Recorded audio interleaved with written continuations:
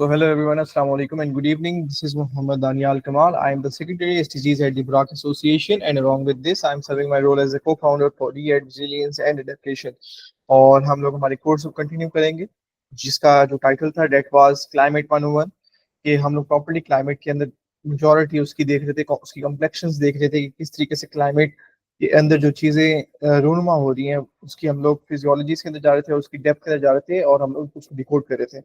और आज का भी हमारा जो सेशन होगा डेट विल बी सेशन 4। इससे पहले हमारे 3 सेशन हो चुके थे जिसके अंदर हम लोगों ने उसका इंट्रोडक्शन देखा था, टर्मिनोलॉजीज का, हमने उनकी डिस्टिंक्शंस को देखा था। After the distinction and terminologies की इंट्रोडक्शन हमने देखा था कि क्या कौन कौन से ऐसे फोर्सिंग मैकेनिज्म्स हैं जो कि ग्लोबल वार्मिंग कॉज कर रहे हैं। उसके बाद हम लोगों ने देखा था कि किस तरीके से क्लाइमेट के अंदर हमारे पास डिफरेंट फिनोमिनाज ऑकर हो रहे हैं, या एक तरीके से how global warming has been a major turn over in climate change. किस तरीके से क्लाइमेट चेंज के अंदर ग्लोबल वार्मिंग इंक्रीज हो रही है, और वो भी एट एन अलार्मिंग पेस। हम लोगों ने उस चीज को देखा था। लेकिन जो हमारा जो लास्ट आप कह रहे हैं थर्ड लास्ट सेशन था, डेट वाज ऑन कि किस तरीके से हम लोगों ने देखा था कि ऐसे कौन कौन से फिनोमिनाज हैं, या ऐसे कौन कौन से ऑब्जर्व्ड क्लाइमेट चेंजेस हैं और उसके कौन कौन से इम्पैक्ट्स है क्लाइमेट हमारी पूरी जमीन के ऊपर। And without any further delay अब हम लोग मूव करते हैं हमारी नेक्स्ट आप कह लें स्लाइड के ऊपर।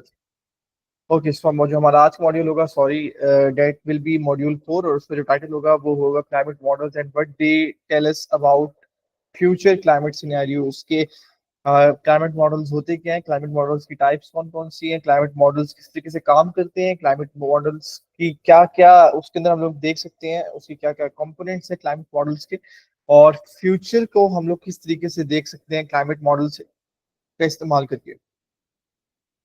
एंड विद फर्स्टली आगे जाने से पहले पहले हम लोग थोड़ा सा देख लेते हैं कि हमारे लिए मॉडल्स की जरूरत ही क्यों पेश आती है, या एक तरीके से व्हाई डू वी स्टडी, या हाउ हम लोग मॉडल्स का इस्तेमाल क्यों करते हैं। हमें पता है कि मॉडल्स जो है वो प्रॉपरली काम के लिए हमें हमारी मदद करते हैं कि हमारा जितना जो काम हो रहा होता है, या हमारा जो जो काम होता है, हम लोग उस काम को कर पाए विदाउट एनी मेजर प्रॉब्लम, और हम लोग कॉम्प्लेक्स सिस्टम्स को समझ पाए। मॉडल्स हम लोग इसलिए भी इस्तेमाल करते हैं क्योंकि ये हमें इजाज़त देते हैं कि हम लोग हमारी बनी हुई थ्योरीज, जो हम लोग मैन मेड थ्योरीज बनाते हैं, हम लोग उसको टेस्ट कर सकें, या हम लोग जो सोल्यूशंस प्रपोज करते हैं हम उन सोल्यूशंस को टेस्ट कर सकें on firstly the ground basis, और उसके बाद जब वो प्रॉपरली टेस्ट सक्सेसफुल हो जाता है तो तब जाके हम उसको कमर्शियल बेसिस के ऊपर अलाउ करते हैं। फिर हमारे पास मॉडल्स डिफरेंट टाइप्स के होते हैं, लाइक ऐसे मॉडल्स होंगे जो सिंपल, अगर हम लोग वैसे मॉडर्न वर्ल्ड के अंदर देखें तो हमारे पास टॉय कार्स की फॉर्म में होंगे मॉडल्स, हमारे पास किचन सेट्स की, जो आप कह लें टॉय सेट्स होते हैं या किचन सेट्स होते हैं, उनकी फॉर्म में होते हैं मॉडल्स। और अगर हम कॉम्प्लेक्स रिप्रेजेंटेशन में जाएं मॉडल की, तो हमारे पास फ्लाइट सिमुलेटर्स होते हैं मॉडल्स की, हमारे पास वर्चुअल ग्लोब्स होते हैं, हमारे पास ऐसे डिफरेंट टाइप्स ऑफ मॉडल्स होते हैं। और इन मॉडल्स को हम लोग हमारे डे टू डे बेसिस के ऊपर हमारी जिंदगियों के अंदर इस्तेमाल करते हैं, ताकि हमारी जो चीजें हैं वो प्रॉपरली एक लाए हमल के मुताबिक प्रॉपरली कैरी आउट कर सकें। And now if you move forward, तो पहला पहला सवाल आता है कि क्लाइमेट मॉडल होता क्या है, what is a climate model. लेकिन उससे पहले पहले हम लोग ये देखते हैं कि हम लोग किस तरीके से फ्यूचर क्लाइमेट, या आप कह लें कि जो फ्यूचर के अंदर हमारे पास क्लाइमेट चेंजेस आएंगे, हम लोग उसको किस तरीके से प्रिडिक्ट करते हैं। अगर हम लोग फ्यूचर क्लाइमेट को प्रिडिक्ट करना चाहते हैं तो साइंटिस्ट यूज करते हैं कंप्यूटर प्रोग्राम्स को, जिन्हें कहते हैं क्लाइमेट मॉडल्स। और क्लाइमेट मॉडल्स हमें आप कह लें आसानी प्रोवाइड करते हैं कि हम लोग समझ सकें किस तरीके से हमारा जो प्लेनेट है वो चेंज हो रहा है।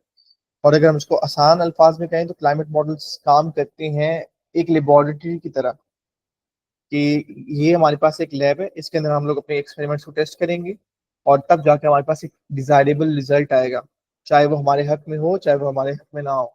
और ये जो क्लाइमेट मॉडल्स हैं ये अलाउ करते हैं साइंटिस्ट्स को कि वो प्रॉपरली स्टडी कर पाए डिफरेंट फैक्टर्स को जो हमारे रीजन के क्लाइमेट को इन्फ्लुएंस कर रहे होते हैं, जो फैक्टर्स एक दूसरे के साथ इंटरेक्ट कर रहे होते हैं और क्लाइमेट को आइदर वो इंक्रीज करेंगे उसके अंदर वार्मिंग पीरियड को, या आइदर वो डिक्रीज करेंगे उसके वार्मिंग पीरियड को। सो अब तो हमारे पास पहला पहला सवाल हो जाता है कि what is a climate model. तो हमारे पास जो क्लाइमेट मॉडल है वो एक ऐसा कंप्यूटर सिमुलेशन है and by simulation it means कि एक हमारे पास एक ऐसा सिनेरियो बेस्ड हमारे पास चीज आ जाती है जिसके अंदर हमें कुछ इक्वेशंस की मदद से हम लोगों ने उसको प्रॉपर्ली रन आउट करना होता है और देन हम लोग प्रॉपर्ली एक रिजल्ट तक पहुंचते हैं। तो ये एक ऐसा हमारे पास पूरी सिमुलेशन है हमारे अर्थ के क्लाइमेट सिस्टम का, जिसके अंदर हमारे पास चारों चीजें पाई जाती है। हमारा एटमॉस्फेयर, हमारा ओशन, हमारा लैंड और हमारी आइस। और ये क्लाइमेट मॉडल को हम लोग यूज कर सकते हैं कि हम लोग पास्ट के क्लाइमेट जो सिनेरियोज थे हम लोग उसको रिक्रिएट कर पाए। हम लोग देख पाए कि हाँ भाई जो पास्ट के अंदर हमारा क्लाइमेट था वो किस तरीके से लगता था। या फिर ये हमारे हमें मदद करेगा कि जो फ्यूचर के अंदर हमारे पास क्लाइमेट चेंजेस होंगी या क्लाइमेट होगा, ये उसको प्रिडिक्ट करने में हमारे लिए हेल्पफुल साबित होता है। और क्लाइमेट मॉडल्स हमारे पास कैलकुलेट करते हैं बहुत सारे डिफरेंट प्रॉपर्टीज को क्लाइमेट की, जिसमें हमारे पास एटमॉस्फेरिक टेम्परेचर भी आ जाता है, हमारे पास एटमॉस्फेरिक प्रेशर भी आ जाता है, हमारे पास विंड स्पीड भी आ जाती है, हमारे पास विंड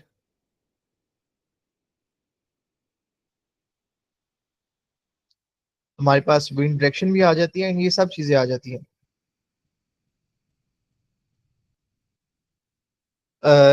मेरे साथ यार जेएस एंड रिमोट सेंसिंग का इसके अंदर थोड़ा सा आप कह लें काम होता है, लेकिन क्लाइमेट मॉडल के अंदर हम लोग इसको बेसिकली जो रन करते हैं वो पाइथन के थ्रू करते हैं।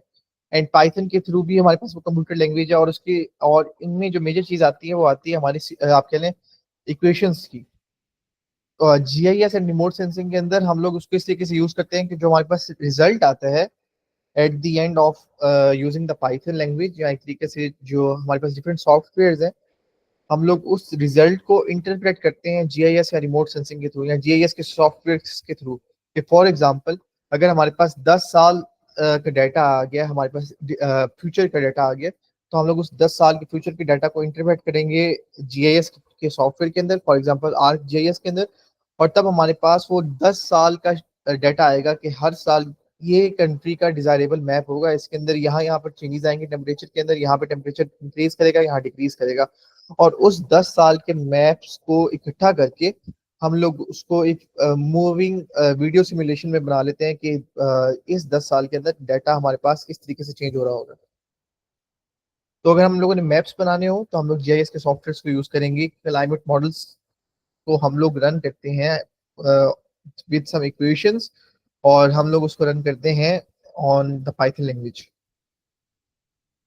अब अगर हम मजीद आगे बढ़ें तो हमारे पास एक क्वेश्चन आता है कि क्लाइमेट अपार्ट फ्रॉम आप कह रहे हैं calculating different properties of climate, ये मॉडल्स जो होते हैं ये कैलकुलेट करते हैं कुछ और प्रॉपर्टीज को भी, जिसके अंदर हमारे पास 3 डायमेंशनल ग्रिड सिस्टम आ जाता है। जिसके अंदर हमारे पास पॉइंट ऑफ व्यूज आ जाते हैं, और इसके अंदर हमारे पास इनकॉर्पोरेशन होती है मैथमेटिकल इक्वेशंस की भी। और एक क्लाइमेट मॉडल के अंदर आप कह लें, अगर हमने उसको जो टिपिकल क्लाइमेट मॉडल है उसके अंदर जो कोडिंग की जाती है, अगर हम लोग उसको आप कह लें रियल वर्ल्ड के अंदर लिखना चाहें उसको एक बुक की फॉर्म के अंदर, तो वो रियल वर्ल्ड के अंदर एक टिपिकल क्लाइमेट मॉडल की कोडिंग को अगर हम लोग उसको लिखना चाहें तो वो 18,000 पेजेस का एक प्रिंटेड टेक्स्ट बनेगा। 18,000 पेजेस का वो कोड होगा। दैट टेल्स अस कि किस तरीके से ये हमारे पास इतना ज्यादा रिलायबल आप कह लें टेक्नोलॉजी है, जिसके ऊपर हम लोग बहुत ज्यादा रिलाई कर रहे हैं। अब अगर हमारे पास एक और क्वेश्चन आता है कि किस तरीके से हम लोग हमारे जो क्लाइमेट मॉडल्स हैं उनको यूज करते हैं, ये उसके यूज करने का तरीका हमारा कैसा है। तो बेसिकली क्लाइमेट मॉडल्स हेल्प करते हैं साइंटिस्ट को कि वो अंडरस्टैंड कर सकें क्लाइमेट सिस्टम को, और जब अंडरस्टैंड कर लिया उन्होंने, वो टेस्ट करें क्लाइमेट सिस्टम को कि आइदर हमारा जो क्लाइमेट सिस्टम है वो पास्ट में कैसा था, अब वो प्रेजेंट में कैसा है, उसको कंपेयर करें हम लोग। और ये हेल्प करेगा फ्यूचर चेंजेस को भी प्रिडिक्ट करने के अंदर उसी क्लाइमेट के अंदर, कि आइदर वहां पे बारिशें ज्यादा होंगी, आइदर वहां पे फेमिन ज्यादा होगा, आइदर वहां पे ड्राउट ज्यादा होगा, आइदर वहां पे जो हैबिटेट आप कह लें डिस्ट्रक्शन है वो ज्यादा होगा या कम होगा। तो उन चीजों को भी ये स्टडी करने में हमारा एक बहुत ज्यादा कारआमद टूल है। साइंटिस्ट क्लाइमेट मॉडल्स को यूज करते हैं कि वो इवेलुएट कर सकें क्लाइमेट की अंडरस्टैंडिंग को, और वो टेस्ट कर सके अपने आइडियाज को। फॉर एग्जाम्पल कि वो एक सिमुलेशन को रन कर सकते हैं यूके के रीजन को स्टडी करने के लिए, और सिमुलेशन भी एटमॉस्फेयर की, यूके के एटमॉस्फेयर की। और तब वो कंपेयर कर सकते हैं उन रिजल्ट्स को रियल वर्ल्ड ऑब्जर्वेशंस के साथ, यूके के एटमॉस्फेयर के साथ। ये उनको आप कह लें हेल्प करेगा कि वो प्रॉपरली स्टडी कर सकें कि किस तरीके से कितना ज़्यादा एक्यूरेट है उनका कंप्यूटर मॉडल, या कहाँ कहाँ पर उसको कंप्यूटर मॉडल के अंदर इम्प्रूवमेंट की ज़रूरत है। एंड ये बताता है कि किस तरीके से हमारा जो टूल है आइदर वो सही चल रहा है या नहीं चल रहा। एंड अगर हम एक और चीज को देखें तो बेसिकली आप कह लें क्लाइमेट मॉडल्स हैं, जब साइंटिस्ट उनको यूज कर रहे होते हैं तो वो फ्यूचर के क्लाइमेट को भी प्रिडिक्ट कर रहे होते हैं। और अगर हम इसे एक एग्जांपल देखें तो ग्लोबल वार्मिंग के डिफरेंट सिनेरियोज को स्टडी करने के लिए साइंटिस्ट जब उनको इंफॉर्मेशन इनपुट कर रहे होते हैं क्लाइमेट सिस्टम की और उसके इफेक्ट्स को देखने के लिए, तो वो इस तरीके से करते हैं कि जो इम्पैक्ट्स आ रहे होते हैं ग्लोबल वार्मिंग के, वो उसको उसमें भी डालते हैं उस टूल के अंदर। और according to IPCC intergovernmental panel for climate change, उन्होंने ये कहा था, या उनकी जो ये इन्वेस्टिगेशन थी कि 1.5 डिग्री सेल्सियस ऑफ जो वार्मिंग है हम लोगों ने ज्यादा इंक्रीज कर लिए प्री इंडस्ट्रियल एरा से ज्यादा। तो ये जो उनकी आप कह लें नॉलेज आई थी, ये जो हमारे पास रिजल्ट आया था, ये क्लाइमेट मॉडल्स को यूज करके आया था। आईपीसीसी ने ये क्लाइमेट मॉडल्स के थ्रू इस चीज को बताया था कि जो 1.5 डिग्री का सेल्सियस का हमने मार्कअप या हमने टेम्परेचर इंक्रीज किया pre industrial level, pre industrial era से, वो इन क्लाइमेट मॉडल्स को थ्रू किया। वो इस क्लाइमेट मॉडल के थ्रू उनको पता चला कि how humans are playing with their lives and how humans are destroying their environment. अब अगर हम मजीद आगे बढ़ें तो हमारे पास फिर क्या चीज आती है? हमारे पास आइदर फिर हमारे पास कुछ और चीजें आ सकती हैं, या आइदर हमारे पास इसके अंदर और ज्यादा चेंजेस आ सकती हैं। And if you move forward and if you go towards the next slide, तो कहते हैं कि क्लाइमेट मॉडल की रेजोल्यूशंस क्या होती हैं। आइदर के क्लाइमेट मॉडल की जो रेजोल्यूशन है वो टू द मार्क है, आइदर वो टू द मार्क नहीं है तो फिर किस तरीके से वो रेजोल्यूशन है। एंड अब हम इसको देख लेते हैं कि how climate model resolutions are based on. Okay, so if you move forward और अगर हम प्रॉपरली स्टडी करना चाहें इसकी रेजोल्यूशन को क्लाइमेट मॉडल्स की, तो बेसिकली जो क्लाइमेट मॉडल्स हैं वो सेपरेट करते हैं अर्थ की सरफेस को थ्री डायमेंशनल ग्रिड सिस्टम के अंदर, लाइक एक्स वाई जी, उसकी हाइट के अंदर, उसकी विड्थ के अंदर और उसकी लेंथ के अंदर।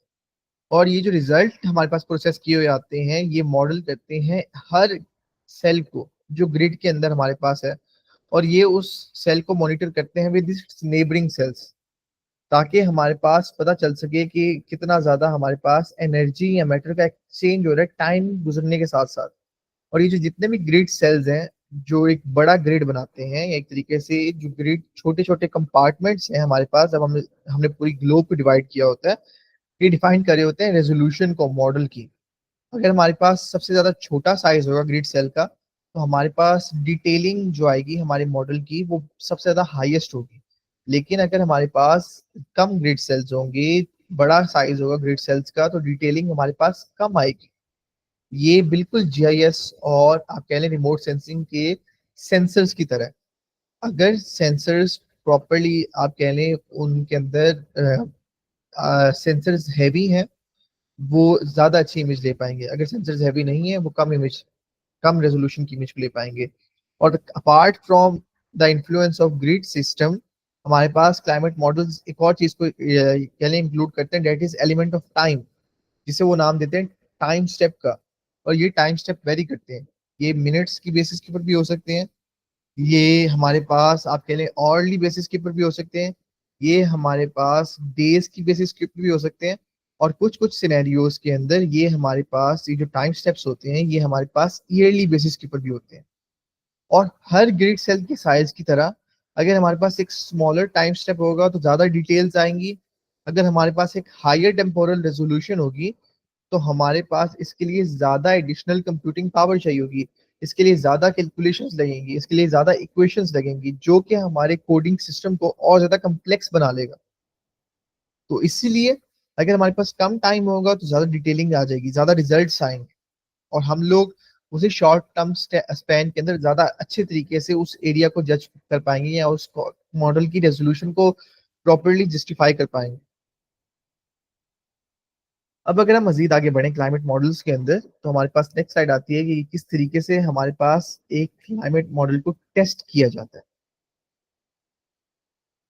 अगर एक क्लाइमेट मॉडल हमारे पास, हमने उसको प्रॉपरली बना लिया, हमने उसको प्रॉपरली सेटअप कर लिया, जो उसका एक इनिशियल सेटअप होता है, अब हम उसको वर्किंग में लेके आना चाहते हैं, तो हम ये टेस्ट कैरी आउट होता है एक प्रोसेस से जिसे हम लोग नाम देते हैं हिंट कास्टिंग का। जब ये मॉडल को इनिशियलाइज किया जाता है या आप कहते हैं इसको स्टार्ट किया जाता है, तो इसके अंदर कुछ कंडीशंस को सेट कर दिया जाता है। लाइक टाइम, पास के टाइम को हम लोगों ने इसमें सेट किया होता है। और मेजोरिटी जितने भी आप कह लें मॉडल्स हैं, वो फोकस कर रहे होते हैं 1850 के कंडीशंस को, जो हमारे पास प्री इंडस्ट्रियल एरा की कंडीशंस थी। लाइक उसको ये स्टैंडर्ड के तौर पे कंसीडर करते हैं कि उसके मुताबिक या उससे लेकर अभी तक हमारे पास कितनी ज्यादा चेंजेस आई हैं। और जो 1850 का एरा होगा उसको एज अ स्टैंडर्ड के तौर पे कंसीडर किया जाता है। अब अगर हम मजीद आगे बढ़े, तो इसके अंदर हमारे पास एक और चीज आती है कि ये जो मॉडल होता है, जब इसको इसकी रनिंग स्टार्ट होती है, तो इसके अंदर हमारे पास सोलर इंटेंसिटी की हिस्टोरिकल वैल्यूज को इनपुट किया जाता है। इसके अंदर हमारे पास वोल्केनिक एक्टिविटी के डाटा को इंटरप्रेट किया जाता है। इसके अंदर हमारे पास ग्रीन हाउस गैस के इमिशंस को अपडेट किया जाता है, ताकि मॉडल जो है वो हमारे पास एक्चुअल कंडीशंस को रिफ्लेक्ट कर पाए।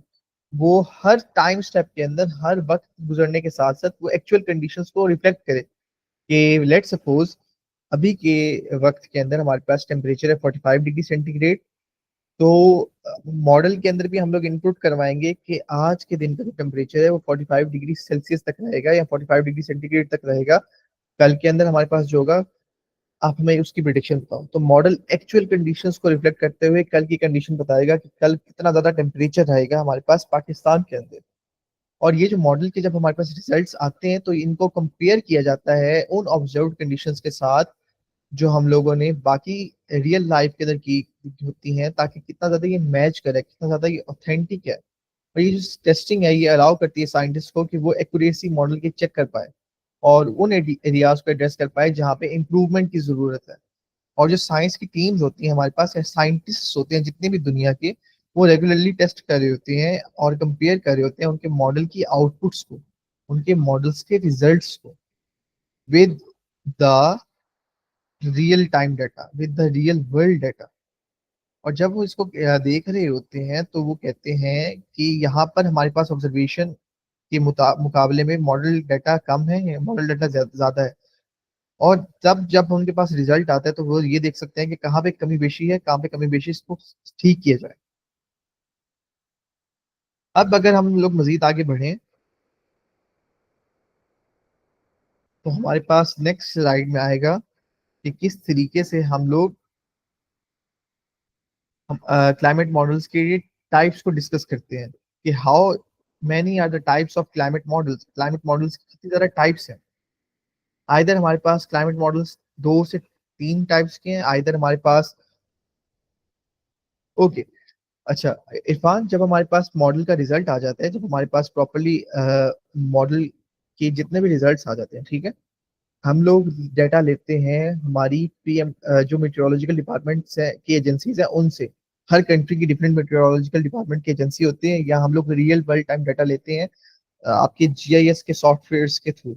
अगर हम लोगों ने मैप्स को आप कह लें कंपेयर करना होता है, लेट्स सपोज जब हमारे पास हमारे पाकिस्तान की पीएमडी देगी, पाकिस्तान मेट्रोलॉजिकल डिपार्टमेंट डाटा देगी, रियल वर्ल्ड टाइम डाटा देगी। और जब हमने मॉडल के डाटा को देख लिया है, जब हमने मॉडल का डाटा को ले लिया है, तो हम लोग उसको कंपेयर करते हैं हम लोग कुछ इक्वेशंस के थ्रू कि आइदर हमारा जो मॉडल रिजल्ट दे रहा था कि कल का जो हमारा टेम्परेचर होगा वो 47 डिग्री सेल्सियस होगा, या बेशक जो पास का डाटा था, उस पास के डाटा के अंदर मॉडल ये बता रहा है कि हमारे पास जो टेम्परेचर था वो 44 डिग्री सेल्सियस था, एंड पीएमडी के डाटा के मुताबिक वो जो टेम्परेचर था वो 43 पॉइंट समथिंग था। तो इसके थ्रू हम लोग देख सकते हैं, कंपैरिजन के थ्रू, या इधर कहाँ कहाँ पे चेंजेस आएंगे। और अगर हमारे पास एक डेविएशन आती है कि हमारा जो मॉडल है वो प्रॉपरली नहीं दे पाता रिजल्ट को, या नहीं कैरी आउट कर पाता प्रॉपरली एक्सपेरिमेंट को, और वहां पे कहीं फॉल्ट आ जाता है, तब हम लोग इक्वेशंस को देखते हैं कि कहाँ पे हमारे पास गलत चीज आई है, या कहाँ पे हमने वैल्यू की गलत इंटरप्रिटेशन की है। एंड जब हमें पता चल जाता है इक्वेशंस के अंदर कि कहाँ पे हमारे पास गलत वैल्यू की इंटरप्रिटेशन हम लोगों ने डाली है या हम लोगों ने इनपुट की है, तब जाकर हम लोग देखते हैं कि इस जगह पर हमारे पास गलती थी, इस जिसकी वजह से हमारा जो पूरा टेम्परेचर था वो गलत आया। रियल टाइम डाटा को हम लोग क्लाइमेट मॉडल्स के की सिमुलेशन के अंदर या उसके रनिंग के अंदर एज अ स्टैंडर्ड नहीं सेट करते। हम लोग जो सेट करते हैं वो सेट करते हैं 1850 के डाटा को, क्योंकि 1850 का जो डाटा होता है वो प्री इंडस्ट्रियल डाटा होता है, प्री इंडस्ट्रियल एरा से पहले का डाटा होता है। उसको हम लोग एज अ स्टैंडर्ड सेट करते हैं। और उसके मुकाबले में हम लोग देखते हैं कि 1850 से लेकर लेट सपोज 2050 तक टेम्परेचर जो फ्लक्चुएट करेगा या टेम्परेचर के अंदर जो चेंजेस आएंगी, वो पास्ट के डाटा को देखते देखते 2025 तक आए। 2025 के बाद अब वो बताएगा कि यहाँ ऐसे इंक्रीज कर रहा होगा ये टेम्परेचर का डाटा, कि 2050 तक लेट सपोज वो कह देगा कि ये जो हमारा जमीन है वो 55 डिग्री सेल्सियस के मार्कअप को टच करेगी। और फिर उस 55 डिग्री सेल्सियस के मार्कअप को वो कंपेयर करेगा विद द स्टैंडर्ड वैल्यू जो हम लोगों ने 1850 की ईयर की हम लोगों ने सेट की हुई थी, प्री इंडस्ट्रियल एरा की। और तब वो बताएगा कुछ वैल्यूज को। और तब हम लोग, जब हमारे पास पूरा आप कह लें इनपुट डाल देते हैं हम लोग ग्रीन हाउस गैस लेवल की, हमारी ह्यूमन एक्टिविटीज की, तो तब हम लोग हमारे क्लाइमेट मॉडल्स की मदद से ये भी जान सकते हैं कि फ्यूचर के अंदर हमारे हमें ऐसी कौन कौन सी एक्टिविटीज हैं जो कि हमें कम करनी चाहिए, जिसकी वजह से हम इस 55 डिग्री सेल्सियस की डाटा या की टेम्परेचर को नहीं टच करेंगे।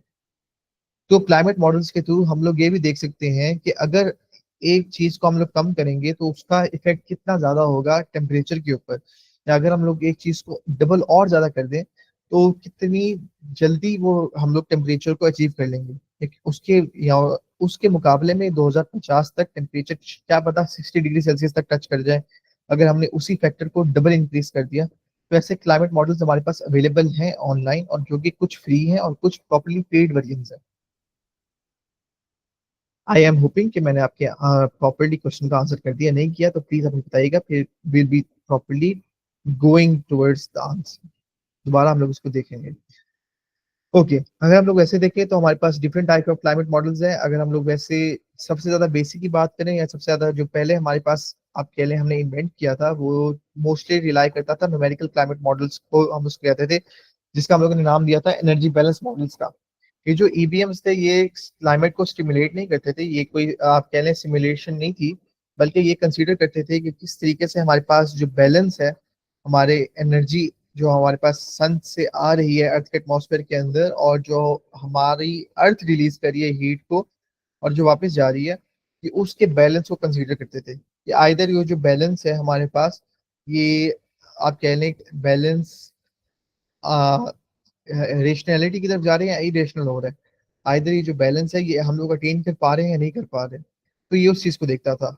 और जब हमारे पास एक वाहिद क्लाइमेट वेरिएबल होने के नाते ये कैलकुलेट करता था सरफेस टेम्परेचर को, और जो सिंपलेस्ट ईवीएम्स थे वो रिक्वायर करते थे कुछ कोड्स को, ज्यादा नहीं करते थे। हम लोगों ने देखा कि अभी जो एक टिपिकल क्लाइमेट मॉडल है जो आजकल की दुनिया के अंदर हमारे पास हम लोग रन कर रहे हैं, अगर हम लोग उसको उसकी कोडिंग को रन करना चाहिए, उसकी कोडिंग को प्रिंट में लेकर आना चाहिए, प्रिंटेड टेक्स्ट की फॉर्म में लेकर आना चाहिए, तो वो जो टिपिकल क्लाइमेट मॉडल की कोडिंग होगी वो 18,000 पेजेस को फिल करेगी। तो उसके मुकाबले में अगर हम लोग सिंपलेस्ट ईबीएम्स की बात कर लें, एनर्जी बैलेंस मॉडल की बात करें, तो इसकी जो कोडिंग होगी वो कुछ लाइनों की होगी, या वो एक स्प्रेडशीट तक ही होगी, मतलब कि एक्सेल की एक स्प्रेडशीट तक ही होगी, वो ज्यादा नहीं रन करेगी।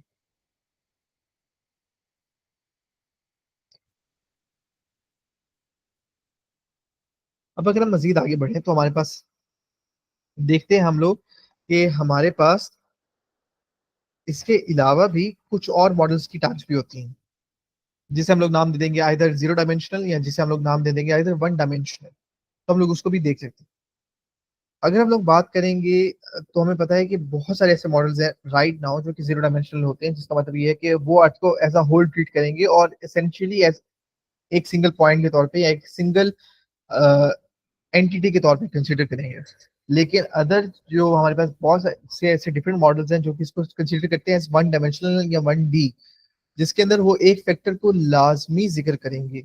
आइदर वो जो फैक्टर होगा वो स्टडी कर रहा होगा ट्रांसफर ऑफ एनर्जी को डिफरेंट लेटीट्यूड्स के ऊपर अर्थ की सरफेस के अंदर, लाइक प्री अगर हम लोग उसको वैसे स्टडी करना चाहें लैटिट्यूड को, तो लैटिट्यूड हमारे पास हॉरिजेंटल लाइंस होती हैं, इमेजिनरी हॉरिजेंटल लाइंस। और ये रन कर रहा होता है from equator to the poles, मतलब कि इक्वेटर से लेके ये नॉर्दर्न पोल तक भी जाएगा डाटा, ये सदर्न पोल तक भी जाएगा। और अगर हम मजीद आगे बढ़े तो हमारे पास कुछ ऐसे मॉडल्स होते हैं ईबीएम्स के बाद जो आते हैं, जिसे हम लोग नाम देते हैं रेडिएटिव कॉन्वेक्टिव मॉडल्स का, जो कि सिमुलेट करते हैं ट्रांसफर ऑफ एनर्जी को through the height of the atmosphere. पहले हम लोगों ने बात की थी कि जो ईबीएम्स थे वो सिर्फ और सिर्फ सरफेस टेम्परेचर को स्टडी करते थे, लेकिन अब जो रेडिएटिव कन्वेक्टिव मॉडल्स थे ये हाइट ऑफ द एटमॉस्फेयर, ये ट्रांसफर ऑफ एनर्जी को सिमुलेट करते हैं, उसको स्टडी करते हैं, लेकिन एटमॉस्फेयर की हाइट के साथ। फॉर एग्जाम्पल वो स्टडी कर सकते हैं कि 5 किलोमीटर के बाद अगर हम लोग ऊंचाई पे जाएं 5 किलोमीटर की, तो यहाँ पे ट्रांसफर ऑफ एनर्जी कितना ज्यादा होगा, यहाँ पे कन्वेक्शन की वजह से जो गर्म हवा आ रही है वो राइज करेगी या नहीं करेगी। और यहाँ ये रेडिएटिव कन्वेक्टिव मॉडल्स के थ्रू हम लोग कैलकुलेट कर सकते हैं टेम्परेचर को या ह्यूमिडिटी को डिफरेंट लेयर्स की, एटमॉस्फेयर की, मतलब कि एटमॉस्फेयर की डिफरेंट लेयर्स के मुताबिक हम लोग उसको देख सकते हैं कि आइदर ये ट्रोपोस्फेयर है, ट्रोपोस्फेयर के अंदर इतना ज्यादा हमारे पास आप कह लें ट्रांसफर ऑफ एनर्जी होगी, स्ट्रेटोस्फेयर के अंदर इतनी ज्यादा ट्रांसफर ऑफ एनर्जी होगी, बाकी लेयर्स के अंदर भी इतनी ज्यादा ट्रांसफर ऑफ एनर्जी होगी।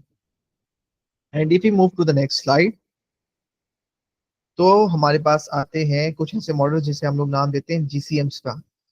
और आइधर हम लोग उसको उसे नाम देते हैं जीसीएम्स, जनरल सर्कुलेशन मॉडल का। अगर जनरल सर्कुलेशन मॉडल का नहीं देते तो उसे हम लोग नाम देते हैं ग्लोबल क्लाइमेट मॉडल्स का। तो जो जीसीएम्स होते हैं या ग्लोबल क्लाइमेट मॉडल्स होते हैं, ये रेडिएटिव कन्वेक्टिव मॉडल्स के बाद आते हैं, और ये सिमुलेट कर रहे होते हैं क्लाइमेट को खुद ब खुद एज अ होल। और इसके अंदर क्लाइमेट के डिफरेंट फीचर्स को भी हम लोग सिमुलेट कर रहे होते हैं, at at a time different आप कह लें पैरामीटर्स को भी स्टडी कर रहे होते हैं। इसका मतलब ये होता है कि जो हम लोग कैप्चर कर रहे होते हैं सनलाइट को या एक तरीके से फ्लो ऑफ एयर को, या फॉर एग्जांपल एटमॉस्फेयर के अंदर कितना ज्यादा वाटर वेपर है, या ओशन के ऊपर कितना ज्यादा वाटर वेपर्स है हमारे पास, ये उन तमाम चीजों को भी स्टडी कर रहे होते हैं with the transfer of heat. Transfer of heat को हम लोग as a major component study करते हैं, जो कि हर क्लाइमेट मॉडल के अंदर आपको मिलेगा ही मिलेगा। और जो हमारे पास अर्ली जीसीएम्स थे या ग्लोबल क्लाइमेट मॉडल्स थे, वो सिर्फ और सिर्फ सिमुलेट करते थे अर्थ के पूरे सिस्टम को एज एटमॉस्फेयर के बेसिस के ऊपर सिर्फ और सिर्फ, या ओशन की बेसिस के ऊपर सिर्फ और सिर्फ। लेकिन अब उन्होंने इसको 3 डायमेंशनल बेसिस के ऊपर बना लिया, और वो अब हमारे पास वैसे कुछ मॉडल्स आ गए हैं जो कि दोनों चीजों को एट अ टाइम भी डिस्कस करते हैं। और अगर हम लोग उसको नाम दें, उन मॉडल्स को नाम देते हैं, तो उसे हम लोग नाम देते हैं ए ओ जीसीएम्स का, atmospheric ocean general circulation models. ये ऐसे मॉडल्स होते हैं जो कि ओशन और एटमॉस्फेयर दोनों को एट वन टाइम स्टडी कर रहे होते हैं। फॉर एग्जाम्पल इसके अंदर हमारे पास एक्सचेंज ऑफ हीट को भी देखा जाएगा, और इसके अंदर हमारे पास फ्रेश वाटर को भी देखा जाएगा लैंड और ओशन सरफेस के दरमियान में, और उसके दरमियान लैंड और ओशन सरफेस के दरमियान में भी, और साथ साथ जो ऊपर उनके हवा मौजूद है उसके अंदर भी। अब अगर हम मजीद आगे बढ़े तो हमारे पास ये पता चलता है कि टाइम गुजरने के साथ साथ साइंटिस्ट ने कुछ और चीजों को भी अर्थ सिस्टम का पार्ट बनाया है, जो कि ग्लोबल सर्कुलेशन मॉडल्स का हिस्सा है। अब अगर हम लोग इसकी बात करें तो इसके अंदर हमारे पास कुछ सिमुलेशंस भी आती हैं, जिसे हम लोग स्टैंड अलोन मॉडल्स कहते हैं, सच एज लैंड हाइड्रोलॉजी, सी आइस या लैंड आइस के तौर पे भी। और जो मोस्ट रीसेंट सबसेट है हमारे पास जीसीएम का, या जो मोस्ट रीसेंट हमारे पास आप कह लें फीचर डाला है जीसीएम के अंदर, वो डाला है इन्होंने बायोजियोकेमिकल साइकिल्स का, जिसके अंदर हम लोग देखते हैं transfer of chemicals living things और इन्वायरमेंट के दरमियान में, और किस तरीके से ये इंटरेक्ट कर रहे होते हैं क्लाइमेट सिस्टम्स के अंदर। ये जो अर्थ सिस्टम मॉडल्स होते हैं, अब इनको नाम दे दिया था इन्होंने अर्थ सिस्टम मॉडल्स का इन जीसीएम्स को, ये सिमुलेट करते हैं कार्बन साइकिल को, नाइट्रोजन साइकिल को, एटमॉस्फेरिक केमिस्ट्री को, ओशन की इकोलॉजी को, कि कौन कौन से हमारे पास इसके अंदर आप कह लें फिशेस पाई जाती हैं, कौन कौन से प्लांट्स पाए जाते हैं, किस तरीके से हमारे पास सर्कुलेशन मॉडल सर्कुलेशन आप कह लें पैटर्न आ रहे होते हैं ओशन के अंदर। और ये साथ साथ डिस्कस कर रहे होते हैं वेजिटेशन के अंदर चेंजेस को, लैंड यूज चेंजेस को, और ये सब कुछ इफेक्ट कर रहे होते हैं किस तरीके से हमारा जो क्लाइमेट है वो रिस्पॉन्ड कर रहा होता है human caused green house gas emissions का। अब अगर हम मजीद आगे बढ़ें तो हमारे पास, अगर हम नेक्स्ट स्लाइड के ऊपर चलें, तो ये हमारे पास ओवरऑल एवोल्यूशन आ जाती है क्लाइमेट मॉडल्स की। कि पहले हमारे पास 1950s के अंदर कैसे मॉडल्स थे, उसके बाद हमारे पास 1960s के अंदर कैसे मॉडल्स थे, फिर 1970s के अंदर हमारे पास कौन कौन से मॉडल्स मुतारिफ करवाए गए, फिर 1980s के अंदर हमारे पास कौन सा ऐसा मॉडल आया था, फिर 1990s के अंदर कौन सा मॉडल की हमारे पास इनकॉर्पोरेशन हुई, और अब जाकर कौन कौन से आप कह लें क्लाइमेट मॉडल्स के फीचर्स एक टिपिकल क्लाइमेट मॉडल का पार्ट है। तो अगर हम वैसे देखें तो अभी जो क्लाइमेट मॉडल के सारा पार्ट है उसके अंदर हमारे पास आते हैं वेजिटेशन, आपका अपर एटमॉस्फेयर, आपके carbon aerosols, apart from this आपके पास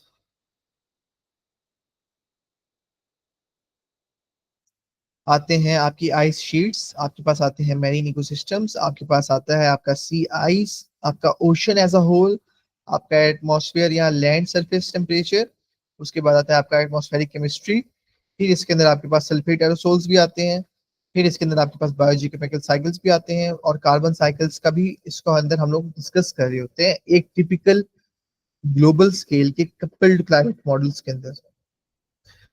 अब अगर हम लोग, एक सवाल पैदा होता है कि जब हम लोग क्लाइमेट मॉडल्स को देख रहे होते हैं तो बीइंग अ रिसर्चर या बीइंग अ साइंटिस्ट एक सवाल पैदा होना चाहिए हर एक के दिमाग के अंदर कि क्या जो हम लोग क्लाइमेट मॉडल्स को इस्तेमाल कर रहे होते हैं क्या ये रिलायबल भी है या नहीं है, या ये सिर्फ और सिर्फ हम लोग इसके ऊपर अंधा एतबार करते चले जा रहे हैं।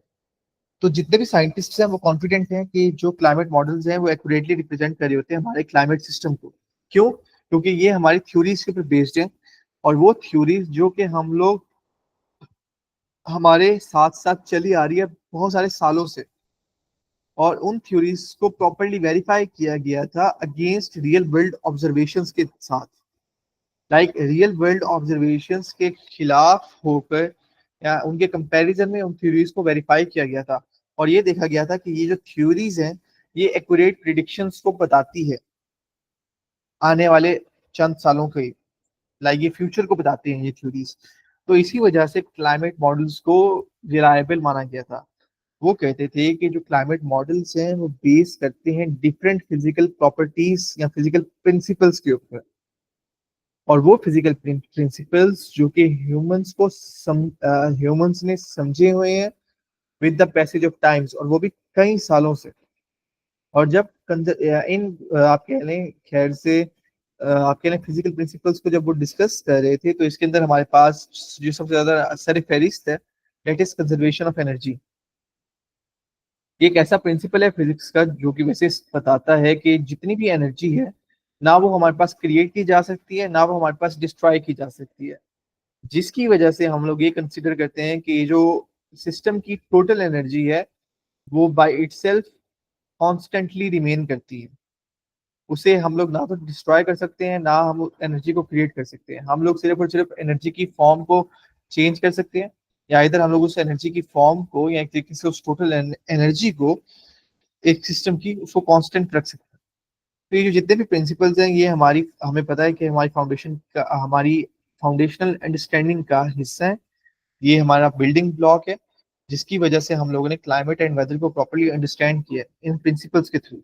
और जितने भी क्लाइमेट मॉडल्स हैं वो प्रॉपरली सिमुलेशंस को चेक करते हैं, वो पास्ट के इवेंट्स की सिमुलेशन को पहले पहले रन करते हैं, एंड जब उनके जो रिजल्ट्स हैं वो रियल वर्ल्ड टाइम डाटा के साथ आप कह लें सेम टू सेम आ रहे होते हैं या पॉइंट समथिंग का फर्क आ रहा होता है, तब जाकर वो रियल वर्ल्ड ऑब्जर्वेशंस को स्टडी कर रहे होते हैं। लेकिन रियल वर्ल्ड ऑब्जर्वेशंस को वो थोड़ा सा कंपेयर करते हैं विद द पास्ट कि कितना ज्यादा चेंज आया हमारे पास। एंड जब हमारे पास वो जब वो रियल वर्ल्ड ऑब्जर्वेशंस को पास्ट के साथ कंपेयर करके देख लेते हैं तो तब वो देखते हैं कि आइदर उनका जो क्लाइमेट मॉडल है वो एक्यूरेट है या नहीं है। फिर हमारे पास ऐसे कुछ मेजर आप कह लें सक्सेसफुल मॉडल्स भी हैं जो कि जिन्होंने प्रिडिक्शन करके हमारे क्लाइमेट के पैटर्न्स को बताया था, हमारे क्लाइमेट के फिनोमिनास को बताया था। और जिसमें से हमारे पास जो सबसे ज्यादा मशहूर फिनोमिना है that is El Nino phenomena. अब अगर हम एल नीनो फिनोमेना की बात करें तो एक ऐसा ग्लोबल क्लाइमेट फिनोमेना है जो कि एमर्ज करता है जब हमारे पास विंड और सी सरफेस टेम्परेचर के अंदर वेरिएशंस आते हैं। और टिपिकली हमारा जो पैसिफिक ओशन है उसकी ट्रॉपिकल साइड के ऊपर।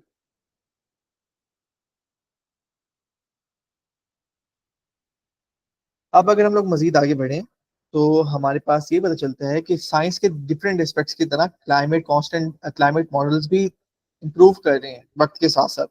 और इनके भी रिजल्ट्स के अंदर कुछ थोड़ा सा स्मॉल मार्जिन ऑफ एरर पाया जाते हैं क्योंकि गलतियां हो जाती हैं, और ऐसा कोई क्लाइमेट मॉडल नहीं है जो कि परफेक्ट हो। लेकिन साइंटिस्ट काम कर रहे हैं, साइंटिस्ट प्रॉपरली हार्ड वर्क कर रहे हैं ताकि वो आइडेंटिफाई कर सकें कैसी कौन कौन सी वीकनेसेस हैं उनके मॉडल्स के अंदर, जिनको वो खत्म करके, जिनको इरेडिकेट करके और कम्युनिकेट करके एक दूसरे के साथ क्लाइमेट मॉडल्स की रिलायबिलिटी को और ज्यादा स्ट्रॉन्ग किया जा सकता है, उससे और ज्यादा ऑथेंटिक बनाया जा सकता है, जिसकी वजह से जब हमारे पास वो क्लाइमेट मॉडल्स रिलायबल हो जाएंगे, जब हमारे पास वो क्लाइमेट मॉडल्स पूरे के पूरे ऑथेंटिक हो जाएंगे, तब जाकर हम उनके जो प्रिडिक्टेड डाटा होगा उसके रिजल्ट को प्रॉपरली पब्लिश कर पाएंगे और उसे वर्ल्ड मीडिया के सामने या पब्लिक के सामने प्रॉपरली बता पाएंगे। So this is some of the thing जो कि क्लाइमेट मॉडल्स के थ्रू पता चलती है हमें।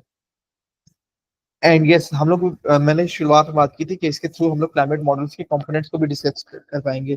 तो there are 7 components of climate models, और वो कि बिल्कुल इसकी पिक्चर के अंदर है। तो इसके अंदर हमारे पास आती है आपकी वेजिटेशन, आपका एटमॉस्फेयर, आपका लैंड सरफेस, आपका ओशन, आपका सी आइस, जिसमें आपके पास आपके पोलर कैप्स भी आ जाते हैं और आपकी आइस शीट्स भी आ सकती हैं। और इसके अंदर आपका आ जाता है atmospheric chemistry along with the sulphate aerosols. तो ये हमारे पास 7 मेजर कंपोनेंट्स हैं जिसे हम लोग प्रॉपर्ली स्टडी कर रहे होते हैं। अब अगर हम बात करें तो हम लोग बात करते हैं कि किस तरीके से हम लोग क्लाइमेट मॉडल्स को इम्प्रूव कर सकते हैं, क्योंकि अभी हम लोगों ने देखा था कि क्लाइमेट मॉडल्स के अंदर हमारे पास there is a small amount of, या there is a small margin of error, जिसे हम लोगों को खत्म करना है। अगर हम लोग खत्म कर पाएंगे तो then we can publish the results. तो देर आर हमारे पास ऐसे बहुत सारे वेज है जिसके थ्रू हम लोग क्लाइमेट मॉडल्स को इम्प्रूव कर सकते हैं। साइंटिस्ट प्रॉपरली काम कर रहे हैं ताकि उनके जो मॉडल्स हैं वो टेस्ट आउट हो सके उनकी नई ऑब्जर्वेशंस के साथ, ताकि उसके जो उनके जो मॉडल्स हैं उनको रिलायबल बना सकें, उसको रिलायबल बनाया जा सके और वो देखा जा सके कहाँ कहाँ पे इम्प्रूवमेंट की नीड है। तो साइंटिस्ट जब प्रॉपरली देख रहे थे, इसकी एक एग्जांपल आती है, तो वो उसमें उनको ये पता चला कि जो जब हम लोग क्लाइमेट मॉडल को क्रिएट करना चाहते हैं तो इसका जो सबसे ज्यादा मेजर चैलेंज है उसकी है कि किस तरीके से वो अर्थ की हाई रेजोल्यूशन को इनकॉर्पोरेट कर पाएगा, कि अर्थ की हाई रेजोल्यूशन को किस तरीके से दिखा पाएगा उसका क्लाइमेट मॉडल। तो इस वजह से हाई रेजोल्यूशन मॉडल्स को बनाया गया था, जिन्होंने अलाउ किया था साइंटिस्ट को कि वो जूम इन कर पाए कुछ मेजर सर्टेन रीजन्स के ऊपर, ताकि वो क्लाइमेट चेंज के इफेक्ट्स को लोकल स्केल्स के ऊपर भी देख पाए। फिर साइंटिस्ट ने डिवाइड किया था अर्थ को 3 डायमेंशनल ग्रिड सिस्टम के अंदर, ताकि क्लाइमेट सिमुलेशन रन कर पाए प्रॉपरली। और ये जो ग्रिड स्क्वायर था, हर ग्रिड स्क्वायर को डिवाइड किया, पहले पहले डिवाइड किया जाता था दो 200 बाई 200 किलोमीटर के बेसिस के ऊपर, और ये ग्रिड सिस्टम को फिर एक बहुत ही बड़ा ग्रिड बना देता था। इसके अंदर हमारे पास मेजर नॉलेज नहीं आ पाती थी। लेकिन अब आजकल के मॉडल्स के अंदर जो ग्रिड का हमारे पास साइज है डेट इज 25 बाई 25 किलोमीटर, जो कि बहुत ही छोटा साइज है, और इसके अंदर हमारे पास चेंजेस को हम लोग प्रॉपरली इंकॉर्पोरेट कर पाते हैं। और इसके अंदर हमारे पास जो इंडिविजुअल वेदर सिस्टम्स हैं सच एज स्टॉर्म्स, हम लोग उनको भी देख सकते हैं। फिर साइंटिस्ट एक और चीज ट्राई कर रहे हैं, वो ये कोशिश कर रहे हैं कि जो क्लाइमेट मॉडल्स हैं वो हम ऐसे क्लाइमेट मॉडल्स को क्रिएट करें जो क्लाइमेट के और एस्पेक्ट्स को भी कंसिडर करें। और इसकी जो लेटेस्ट जनरेशन थी वो हमें पता है कि अर्थ सिस्टम मॉडल था। अर्थ सिस्टम मॉडल ने सबसे पहले यूके के प्रिडिक्शंस दी थी, जो सबसे पहले हमारे पास अर्थ सिस्टम मॉडल आया था, हाई रेजोल्यूशन मॉडल। लेकिन एक और चीज देखी गई थी कि जब हमारे पास हाई रेजोल्यूशन मॉडल बनाए गए थे तो उसकी जो सबसे ज्यादा मेजर प्रॉब्लम थी वो ये थी कि इन मॉडल्स को चलाने के लिए हमारे पास सुपर कंप्यूटर रिक्वायर्ड थे।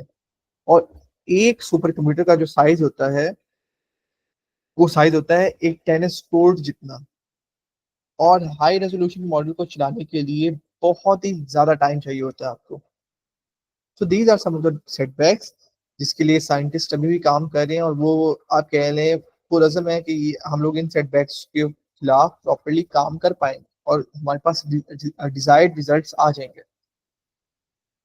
अब अगर हम बात करें तो हमारे पास एक क्वेश्चन होता है कि what are the uses of global climate models, कि हमारे पास जितने भी अभी आप कह लें क्लाइमेट मॉडल्स आए हैं, चाहे वो ग्लोबल क्लाइमेट मॉडल्स हो चाहे वो क्लाइमेट मॉडल्स हो, हम उनके थ्रू देख पाए कि हमारे पास इसके मेजरली यूजेस कौन कौन से कि किसके थ्रू हम लोग इसको प्रॉपरली स्टडी कर पाए।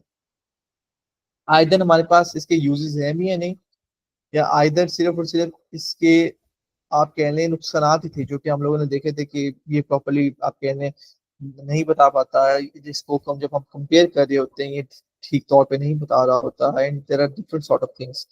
लेकिन अब हम लोग बढ़ते हैं इसके यूजेस के ऊपर। सॉरी। ओके, अगर हम लोग बात करें इसके यूजेस के ऊपर, तो बेसिकली हमारे पास इसके जो यूजेस हैं वो ये हैं कि जितने भी जीसीएम्स हैं वो क्रिटिकल टूल्स हैं जो कि इनेबल करते हैं हमारी अंडरस्टैंडिंग को और ज़्यादा बेहतर बनाने के लिए, एटमॉस्फेयर के रिगार्डिंग, ओशन के रिगार्डिंग, क्लाइमेट बिहेवियर के रिगार्डिंग, आपके लैंड सरफेस टेम्परेचर के रिगार्डिंग, आपके आइस कैप्स के regarding. So these are some of the things कि जिसके ऊपर आपके जो मॉडल्स हैं वो ज्यादा रन आउट, वो ज्यादा काम कर रहे होते हैं, या उनके जो मेजरली यूजेस आ रहे होते हैं वो यहाँ पर ज्यादा आ रहे होते हैं as compare to the other things.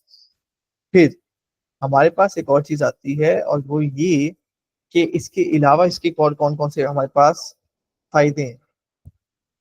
तो तब हमारे पास आता है कि ये जो मॉडल्स हैं ये अलाउ करते हैं डिटरमिन करने के लिए कि ऐसे कौन कौन से हमारे पास क्लाइमेट फीचर्स हैं जिनका डायरेक्ट तौर पे इंफ्लुएंस है हमारे क्लाइमेट सेंसिटिव रीजन्स के ऊपर, और ऐसे कौन कौन से रीजन्स हैं हमारे पास जहां पर एक्सपेरिमेंट को हम लोग ना लगाएं। अगर एक्सपेरिमेंट नहीं लगाएंगे तो तब जाकर हम लोग थोड़ी सी प्रिडिक्शन करके उसके डाटा को या उसके रीजन उस रीजन के क्लाइमेट को हम लोग स्टडी कर पाए। तो जितनी भी जो चेंजेस हो रही होती थी पहले, उसके अंदर हम लोग क्लाइमेट मॉडल के सिर्फ और सिर्फ एक फीचर को देख रहे होते थे, सच एज उसका ग्लोबल वार्मिंग हो गया, उसका कूलिंग हो गया ओशन का, उसके सरफेस टेम्परेचर का, ताकि हम लोग देख पाए कि हाँ जो क्लाइमेट चेंज के अंदर हमारे पास चेंज आ रहा है उसका इस फीचर के साथ क्या ताल्लुक है।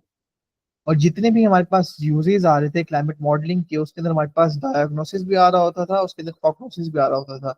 अगर हम लोग डायग्नोस्टिक यूज की एक एग्जांपल बात करें तो उसका था detection and attribution.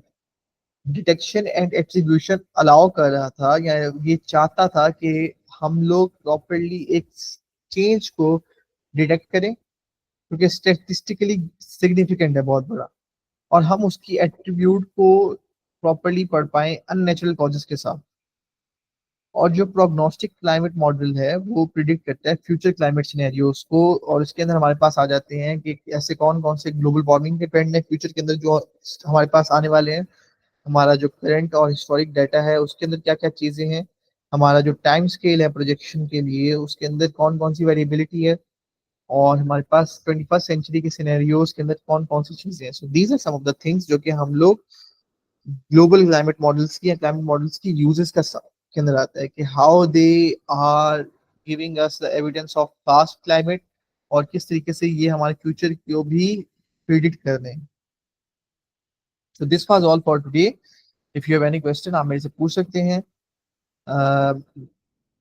Okay, so miss Ayesha, आज का जो टॉपिक था वो टॉपिक था कि किस क्लाइमेट मॉडल्स होते क्या हैं और किस तरीके से क्लाइमेट मॉडल्स को हम लोग यूज कर सकते हैं फ्यूचर के क्लाइमेट सिनेरियोज के लिए, या फ्यूचर के क्लाइमेट सिनेरियोज को फाइंड आउट करने के लिए।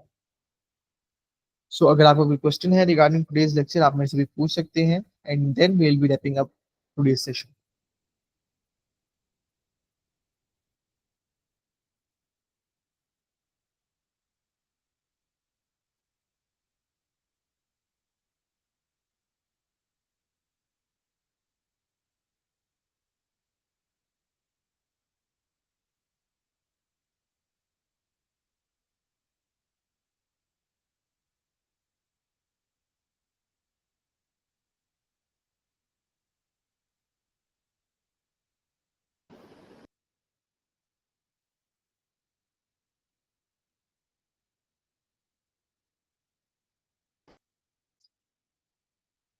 इरफान, क्लाइमेट मॉडल्स के अंदर हमारे पास सॉफ्टवेयर की मदद के थ्रू भी हम लोग क्लाइमेट मॉडल्स को बना सकते हैं, लेकिन बेसिकली क्लाइमेट मॉडल्स के अंदर हम लोग पाइथन को देख सकते हैं। पाइथन की जो हमारे पास आपके लिए कंप्यूटर आपके लिए लैंग्वेज है, उसको इस्तेमाल करके क्लाइमेट मॉडल्स की इक्वेशंस को रन आउट करते हैं और हम लोग देखते हैं।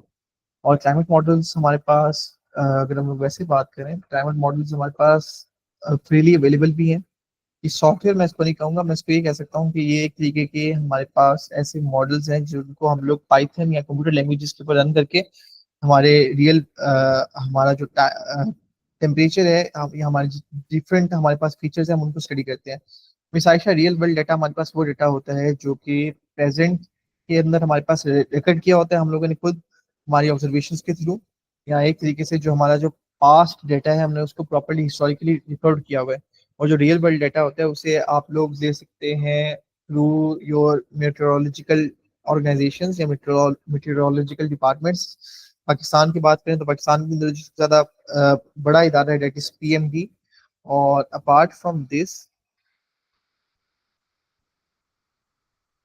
बेसिक नॉलेज इरफान, क्योंकि मॉडल्स के अंदर कुछ मॉडल आपको अलाउ करते हैं। लेट्स सपोज कि I was a part of fellowship, तो वहाँ पे हमारी जो मेंटोर थी वो हमें बता रही थी कि उन्होंने एक मॉडल को हमें दिखाया था, और उस मॉडल के अंदर ये था कि अगर हम लोग इलेक्ट्रिसिटी की प्राइसेस के अंदर $5 या $10 भी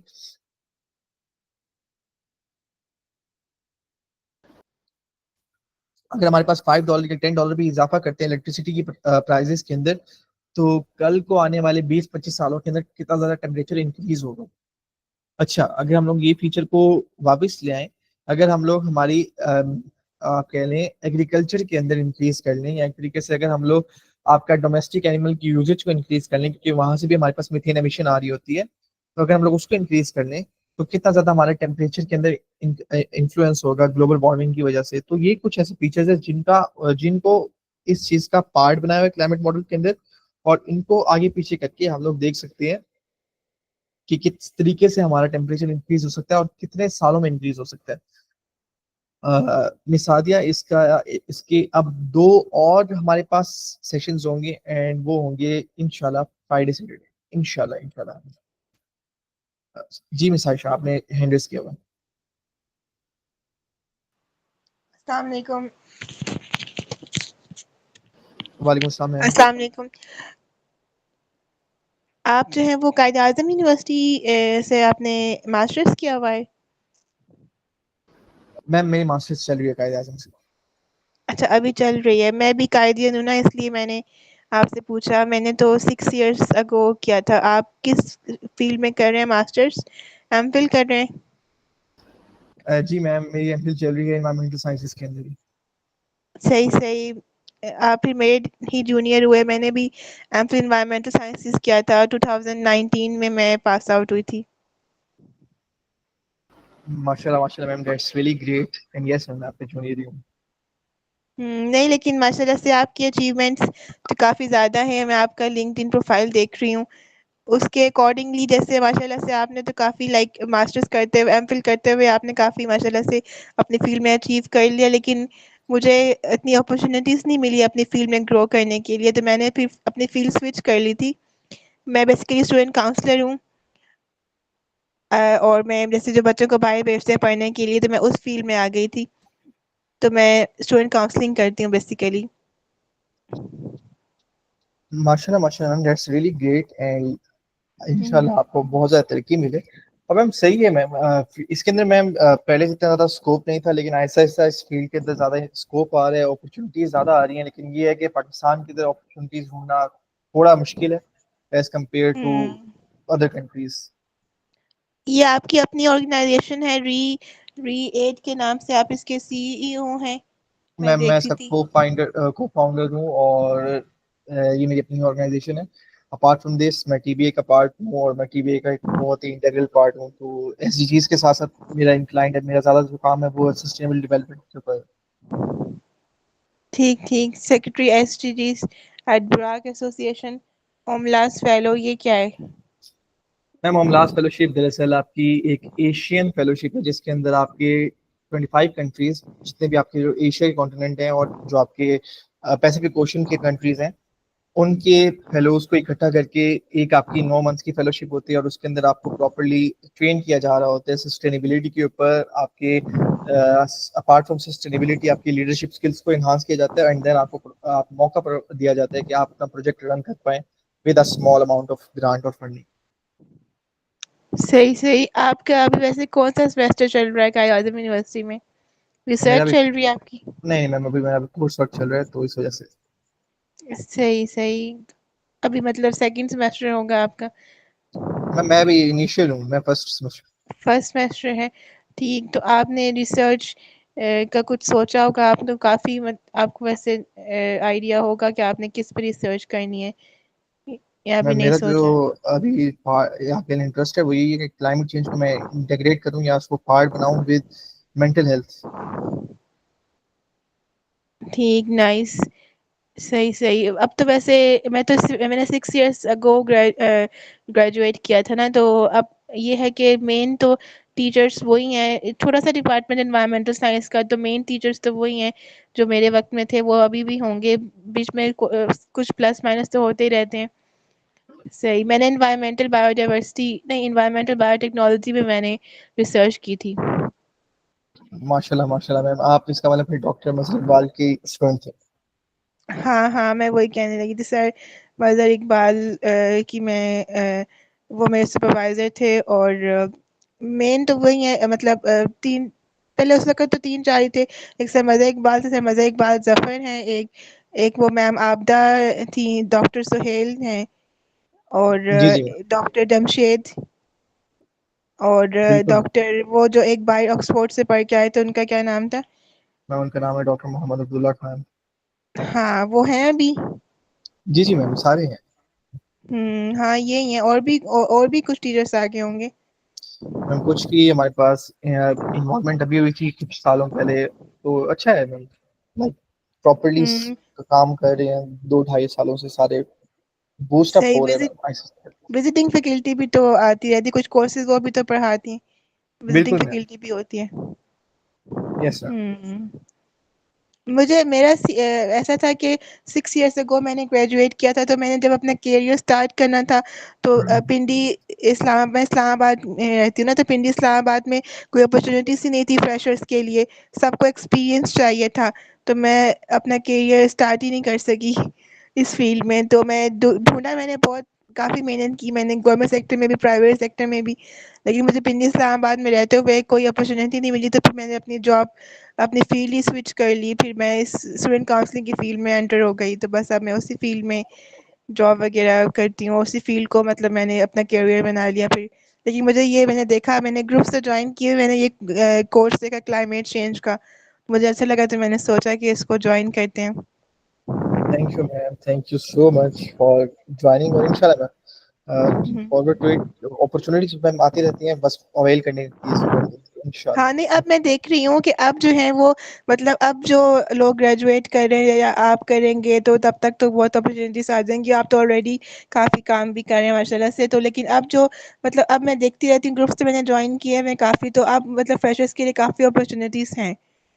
तो वो बिल्कुल मैम। अब सीन बदल गया, अब मतलब पिंडी इस्लामाबाद में रहते हुए फ्रेशर्स को काफ़ी अपॉर्च्युनिटीज़ उनके लिए हैं, लेकिन अब मैं फ्रेशर नहीं रही, अब तो मेरे 6 साल हो गए हैं। अब मेरे लिए वो अपॉर्च्युनिटीज़ नहीं है ना। अब नहीं ये मैम, मसला हो गया। इंशाल्लाह इंशाल्लाह, let's hope for the best ma'am. हाँ, चलें, थैंक यू। आप बहुत अच्छा, आप माशाल्लाह से आपका जो लेक्चर स्टाइल है काफ़ी अच्छा है, और काफ़ी अच्छे से आप समझाते हैं। एन्जॉय थैंक यू हो रहा सो है कोर्स। मच, थैंक यू सो हाँ। मच मैम, इंशाल्लाह लुकिंग फॉरवर्ड टू इट। और मैम मेरी उम्मीद तो यही है कि टू वे लर्निंग हुआ करे, मैं कुछ आप लोगों से हुँ, सीखूं, आप लोग कुछ मेरे से सीखें, ताकि प्रॉपरली इंटरेक्टिव बनाया जा सके। एंड बस all the best to all of us. Hmm. Thank you. Okay, अल्लाह हाफ़िज़। Khudafis, ma'am. Thank you so much. Okay, thank you so much for attending today's session. Looking forward to seeing you all on the coming Friday for the fifth session or second last session. And thank you so much. अपना बहुत ज़्यादा ध्यान रखिएगा. खुदा हाफिज, शुक्रिया.